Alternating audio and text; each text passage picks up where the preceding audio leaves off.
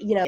But with compression socks, it's the way that you put them on that's really, really important. And so that's why you've got this, see this seat video that I have here. And this is just, it's a 2-minute video. It's the best one I could find to show you how to put them on.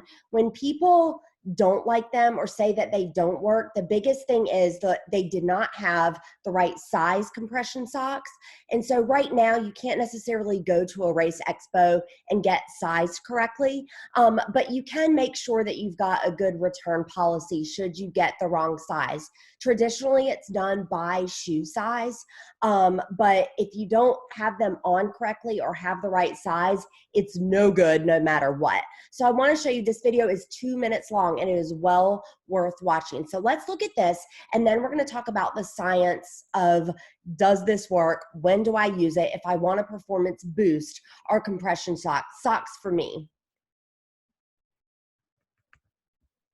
No, everything.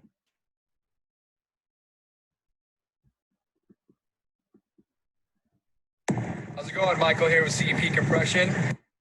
Put your compression socks on. I think the biggest question people ask us is how to put compression socks on. It can be difficult, but I'm going to show you the quickest way to do it so you can transition quickly and run your race. So what you do is you want to make sure, first off, you have the right or left foot. So you want to put your hand on the inside here, reach in and grab the heel, hang on to that part, turn it inside out, create like a nice little toe pocket. So you see here, there's a nice little lip, that's the heel. So you're gonna put this in your right shoe, and then the other one in the left shoe. And what you're gonna do is take your thumbs, open it up, pull your toes all the way to the end of the sock, inside the toe. Transfer your weight, pull the heel around here, transfer your weight again, grab material up by your toes, put your thumbs underneath, pull until you can't get any further, transfer your weight, pull. That's how you put your compression socks on. Now we're going to show you how to do it in a real life scenario with your feet wet in transition.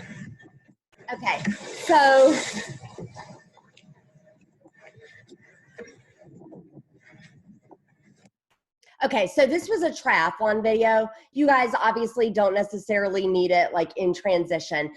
In the Facebook group right now, I'm having issues with the screen share again, and so I'm just gonna keep rolling here. Please know though that on the Zoom replay, you're gonna be able to see the video and any other resources here that we pull up to share. So here's the science behind compression socks. With compression socks, so you guys, it's split. If you were to go on the Google machine and go to some of your recent sports science research, there's a lot of evidence for compression for performance. There's also a lot of evidence saying it doesn't work. Basically, what you're going to see is that it's inconclusive, and there are very strong arguments either way. My recommendation for runners is to think about the socks that you already wear. So think about the socks that you currently wear. If you like socks that are thick, like Thorlos come to mind with like the padding on them. Features is one of my favorite brands. They're pretty heavily padded. You're not going to get that in a compression sock here. You're absolutely not going to get it. This is actually the CEP brand. 2XU is another brand that I really like. There are a lot. Zoot does really good compression. Skins is another really great brand. There are a lot of good brands out there, but I'll tell you, in terms of these, you're not going to get a lot of cushion in the sock part of it. So what do you do with that? You could do a sleeve instead. So this is a product by CEP. Most of your major brands have these as well. This is the exact same thing. This is the compression sock, but in a sleeve. It's really, really great. And I like this simply because you can wear the socks that you want to wear. There is something to be said for having the compression part in your feet. There absolutely is. And so I recommend that you do a dress rehearsal on this. You guys are going to do a dress rehearsal just like you would any other, you're going to do a dress rehearsal just like you would any other piece of gear. So obviously if you're going to do a race, you want to have your race day outfit for probably the longest long run that you can get to. So in a marathon, typically that's going to be a 16 miler. So on the 14 miler or the 16 miler, you want to do a dress rehearsal. And I mean head to toe, wear everything that you're going to wear on race day. You might want to play around with the compression socks a little bit before that. I would say for a marathon, a double-digit run for sure. For a half marathon, maybe as you get up into like the neighborhood of like 8 miles all at once, you're trying this out. Some people find them very uncomfortable. And if you are uncomfortable the entire race, it's not going to help you. For elite athletes, I'm talking women that run less than 3-hour marathons. I'm talking men that are running like sub 2.5-hour marathons. Yeah, absolutely, this compression is going to help. But it's a lot like carbohydrate loading. With carbohydrate loading, Belega is another good, thank you very much, Stacy, is another good brand. With this though, like carbohydrate loading, for the recreational runner, for most of the people, I can see who's on the Zoom. You guys are very talented athletes, but like real talk, we are all recreational runners. And for the recreational runner, it's not going to be the game of inches that we need. We are talking about comfort. With that science though, there's a lot of science pointing toward recovery for something like this. For recovery all day. And I think you're going to find that the science for this, for recovery, is like people agree. Yes, it helps. This is why when you have a travel race, it's really helpful to wear compression socks or sleeves when you're on the plane. If you don't know that you can get up and do some pacing in the aisle of the plane, the compression socks are going to be really, really great for you. And it's a great thing for circulation. If you've never seen something like this, you guys, it's a really, really like thick. It's a very, very thick sleeve. And so this is a really good thing. It's not like, remember, for the mothers in this group, like when you had a baby, if you're having any circulation issues, they might have given you a pair of like really thick pantyhose. This is a lot more thick, which begs the point, in the summer, it might not be that comfortable to wear a really high sock like this. In a transition season like we're in right now, maybe shorts and a sock like this, but think about in like the summer. This is going to be really, really hot, especially if you're someone who likes to wear pants or leggings. So just keep those things in mind. Again, during the race, during the run, the evidence is split, you guys. Yeah, I mean, seriously, the control hose are bad enough during pregnancy is what Angie's saying, and I agree. With something like this though, with the sleeve, this could be a nice alternative if you are a sock loyalist. But I want you to definitely consider one of the two, some sort of compression, something on your calves for post-race. I think you will notice a difference regardless of whether you're traveling or not. When I've done a really long race, and a lot of the marathoners I coach, any of them that watch this replay, they're gonna be like, yep, she does. After your race, I will tell you, like, if you only own one pair of compression socks and you're gonna wear them during the race, to get another one, because my recommendation for you is to wear them to bed that night. With compression socks, you wear them for like 4 or 5 hours on, and then you take them off for an hour or so, and then you'll put them on again. Like, that's how something like this works. So yes, even if you've got like that plane flight, you're gonna wanna rotate it on and off, but I'll tell you to wear it the night after your race, and that is just so you're not debilitated the next day. So bottom line is, during the sport, the jury is still out. After, yes. After, it is going to aid recovery because it improves circulation. So that is that. Okay, so shoes. I want to talk to you guys about shoes. Always, right? You talk to any running coach, running enthusiast, community group, they're going to tell you, hey, you got to go get fitted at your local running store. Well, what do you do when your local running store is closed? Here's where a relationship with your local running store is really, really helpful. You can send them pictures of your old shoes. So you can send them pictures of the bottom of your shoe. Someone with a good eye, you guys, is going to be able to look at that and say, okay, she must pronate or heel strike, or they can tell where you land. And they're going to be able to recommend a shoe that will help you with your mechanics. Also, you want to look for like the features of the shoe. So this is somebody that like doesn't know what they would need or what they would like. If you've ever gone to, like, our local running store here in Fayetteville, North Carolina is Fleet Feet. Fleet Feet has you stand on, it looks like you're just standing on a scale. And then it actually takes like a 3D imaging of your foot. If you have been to any Fleet Feet across the country, I can, Abby, for example, is a military spouse that's on right now. And so if she's gone to a Fleet Feet in Clarksville, Tennessee, and then in Texas, if there's a Fleet Feet, they're going to be able to pull up that 3D imaging. And so that's a really good thing for you to be able to, that they can have that, look at your existing pair of running shoes and look at where the wear patterns are, and then be able to make a recommendation there. So that is what I'm going to recommend if you've got a relationship with your local running store. If you don't, what you need to do is talk to somebody. I'm happy to answer some of these questions if you want to put them in the comments below. Keep in mind, I don't sell shoes for a living, but I have helped a lot of runners like find their right shoes. And I have a great relationship with our local running store because I'm on their racing team.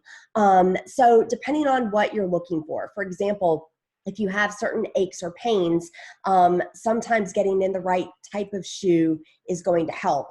People that are like familiar with this world, like I know we've got a couple of people watching that know what I mean when I say zero drop. Zero drop, that's going to keep you from some of those bad mechanical patterns. And there are cushioned shoes with a zero drop to include something uber cushioned like a Hoka. It's going to just depend. What I want you to understand from this is, yes, you can still get a great new pair of running shoes that's personalized and specific to you. You're going to want to shop with people though. You're going to want to shop with people. So I want you to be conscious of like return policies and whatnot. But if you are starting from scratch in the running shoe department, or you need to make a major change, oftentimes our feet will change after like pregnancy or weight loss or weight gain, like our gait is going to change slightly.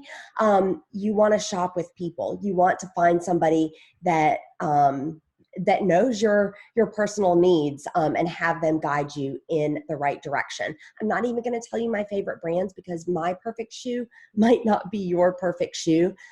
This is a very, very personal thing, like as personal as a nutrition plan. So it's not like a one size fits all. The next thing I want to talk to you about, and I am looking at the comments here, you guys. I'm sorry about the tech, PS. Probably next time I'll just do a live or a Zoom, not try to do both. I want to talk to you about headbands. I actually had somebody in this group ask me this question last week, and I made a recommendation, and Jill just got some headbands from, this is my new favorite company, Junk. I have no relationship with these folks. Full disclosure, they sent me some headbands after doing some TikTok videos. I really like this. And if you would have asked me what my favorite headband was, like, I don't know, a month ago, I would have told you something different. But now that I have these headbands, I really, really like them. Here's why I like them. This is how they're sewn in the back. And so it's not super aggressive. This is my example of what not to get. In theory, this looks like a really great design, right? It's thick on the top, and then it's got these things so they won't slide off your hair. It'll break off your hair. But then this piece of elastic is just way too tight. And similar to the sock thing, if it's too tight, if you've got that discomfort there, for many of us, running is uncomfortable enough. And so we don't necessarily want to be adding to that discomfort with headband issues. I really like these because they're nice and thick, and I look for something that is at least about 2.5 inches wide up here. Stacy likes these too, because in the winter or when it's really cool in the morning, like right now in North Carolina, this can cover your ear entirely. Also, if you're in a race scenario, this is a Bondi band. It's a little bit different. I've been wearing these for years, probably a decade. This would have been my favorite brand before I got my hands on these. And I just feel like these look a little bit cleaner and they're a little bit nicer to wear like during the day. If you guys know any other brands, please let us know. But, oh, Abby likes the Junk headbands too. Can't get them to stay. I'm gonna go back in on that question. Abby, if you're still here, let me know. Do you mean like they move during your run? I know there are a few different widths. to these as well. And I do like the larger ones. Here's what I do during a race. So when we can race again, it's probably going to be the fall. It's probably going to be colder. And I really like these that are wide, not only because they cover your ears, but then you can layer them. So this is what I'm doing when I'm starting. Oh, y'all, man, this is tough. And then what you do is you just pull it right down, you guys. And now you've got one. And now when you're cooled off here, you can take that off and then you can just put it on your wrist like so. If you've got some like other goods, if you're running a marathon, you know, we have a lot of things. You should be running with pocket leggings, but whatever, I'm not gonna go there. You can use this band, this piece of elastic to, you know, attach something. If you're tired of holding your phone, it can then become, you know, something that kind of works as a handle. I don't know what it is, but you're not going to lose it. You don't need to throw it away on course or anything. Let's see. Yeah, this is really great. And you know what you can do? I don't have a hat nearby, but Angie's talking about she likes hats. This is really great in the winter. Some people just like wearing hats. Like they like wearing a ball cap. What you can do with these is, if the bill were right here, I'll have to take a picture and give this to you guys. You would just put this, like if my hat were on right now, the bill would be sticking out right here. And then you just put the band, Junk, Bondi, whatever brand you like, then it's covering your ears. And then when you get a little bit warm, you just push it up and now you've still got your hat. You haven't had to do anything with this headband, but like push up on the ears. Really, really great. Again, here's what, I'm sure there are way more brands than just Junk and Bondi. Bondi is usually at the race expos. I will tell you guys, there are coupon codes galore for Bondi. You will never get a better deal than you will in person at the expo with Bondi. You just won't. They have two different widths. This is I believe it's the 3-inch. There's also a 2-inch. The 3-inch is far superior and it's the same price. What you don't want, you guys, you don't want something that is too aggressive on the elastic right here. You absolutely don't want that. That is more concerning than this sticky part that will break your hair off. But that is for headbands, kind of less a gear thing. I am looking at the comments if there's any other gear you guys have questions about. Again, the big question here was the sleeves. With the sleeves, during the race, jury's out on performance. It is in on recovery. So any really tough effort, we can even talk outside of running now. If you want to put the sleeves on under whatever garment you're wearing, set a timer, put Alexa on it, whatever, like 4 hours or so, and then take it off for an hour, and then you put it back on again. Abby's Junk headbands, they slip off. Weird, they slip off. That is odd. I wonder if Bondi might be better for you. So I'll tell you the difference in these is how they are sewn in the back. So you can see here, this is the Junk headband and how so they're sewn similarly, but can you see how they've finished off the seams right here? And it's about, I want to say, which is like a little over 1 inch of fabric right there. This is the Bondi, and this, actually, Abby, this might be your thing. It's called Bondi Band, B-O-N-D-I. And here's the difference. With Bondi, do you see right here? So it's the way this part is sewn. You're not getting any give until, I would say, I don't know, total probably like 2 or 3 inches out. With this, it's just that base part that's sewn, and then you've immediately got all 3 inches to play with right here. Again, it's Bondi Band. You can see their little logo right there. It's a female-owned company, which is kind of cool, but this is the difference. And so, man, I mean, I love the Junk, but maybe the Junk isn't the best junk for your for your head. This might be a better option for you if you find that it's slipping from back there. Also, the material that you get, I want to say, I only have 3 of these, but keep in mind, anything with like a nylon in it is going to slip. Zaya Active has headbands. It's the floral headbands. I don't love them. I don't love them because they're not thick enough, and they have some nylon in the content blend, and it slides right off my hair. So you want something that's got like a polyester spandex, but if you see nylon in the blend, that's probably not good just because it is going to slide off your hair. I know. You never know what you're going to get at these office hours. Junk for your trunk. So that is my ditty on gear. I'll figure the tech stuff out, you guys. If it doesn't make sense to do this, I might go to like a StreamYard that I use for podcast, or just take open questions throughout the week and then address them in a live. But I really appreciate all of you. This is something that I'm doing during this stay at home to support the people that have purchased training plans. Just a second, honey. This is real life. Just to support the people that have bought training plans, but then also dip my toe back into the coaching water, which has been a passion for a long time. Angie's watching right now, and she was one of my original clients from 2014, back when I did this like all the time. So I'm loving doing it again. I'm loving answering your questions. I appreciate you being here, and I will put this replay up on YouTube so you can 2x the speed for you replayers, but just note that it's going to be a little bit wonky on the screen share, and then I'll have the tech down for you next week. This was gear, this was compression socks and sleeves, this was shoes, and this was headbands. Y'all let me know if you have any other questions here in the comments. We'll have a great chat.